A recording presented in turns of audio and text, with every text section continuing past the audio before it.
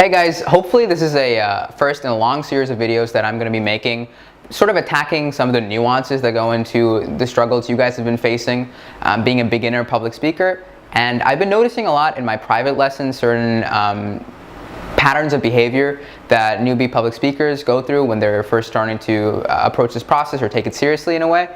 And the first topic that I want to be tackling today is hand gestures. So hand gestures are a huge part of having strong communication skills, and one of the big things that I would say to public speakers is when you're a beginner, you want to make sure your hand gestures fit within this mental construct that we have called the box, which is this little thing that this little imaginary box, if you will. It's exactly what it sounds like, that goes in the middle of your frame. And you want to keep your hands sort of within that box as much as possible. And the reason for that is it's going to keep you stationary, it's going to keep you focused, and it's going to keep you concise. When you sort of go outside that box, actually be distracting to the audience, and they won't understand, or they'll rather be distracted by your body movements rather than focusing on what you're trying to say. And while body movements can be a great aid to your actual presentation, in the beginning you want to make sure it's focused and sort of a little bit more subtle than perhaps when you're more advanced. You could approach some of the more advanced hand gestures and body movements.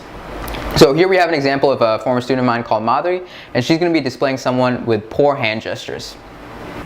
Marvel Comics started in the 1930s, and back then it was known as Timely Comics. So hey guys, here we see Madhuri sort of swaying a lot more than she should be when she's giving this presentation, and her hand gestures are sort of going out of what's known as the box. And while she's being very articulate with her thoughts, it's actually distracting us from what she's trying to say, which is something we want to avoid when we're doing public speaking, especially as a beginner. By some of the really famous writers we know, such as Joey Kirby, Stan Lee, and Steve Ditko. So at this point, you guys may be thinking, what are some steps that I could take to make sure that my hand gestures aren't all over the place and that my body doesn't sway too much when I'm trying to make a public presentation? And the cure for this problem is actually very simple. This is what I say to all my beginner clients when they're approaching hand gestures: is you want to have a stationary hand position that you come back to every time you're done with a point. So it can be your hands being clasped, or it can be sort of this motion. I don't know what this is called, this sort of diamond shape. And it can be anything that you guys feel comfortable with. It's whatever your choice is. And what this allows you to do is, after you're done making a thought, when you come back to the same form, it's sort of how a tennis player hits a shot and then goes back to the center of the court. And it allows you to sort of waste a lot less time in your presentations because you're a little bit more focused, you're stationary, and you're communicating your points in a more concise manner directly to the audience without distracting them. So here we're going to have the same person, Madhuri, do the exact same presentation, but this time with her hands clasped in the center of the so-called box. We're going to observe the differences.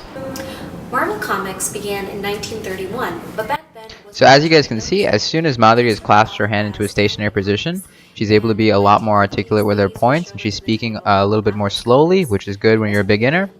She's also able to sway a little less back and forth, which helps you communicate your points more eloquently to the audience, which is what we want. Such as Stan Lee and Joey Kirby began creating some of the more popular heroes that you see today.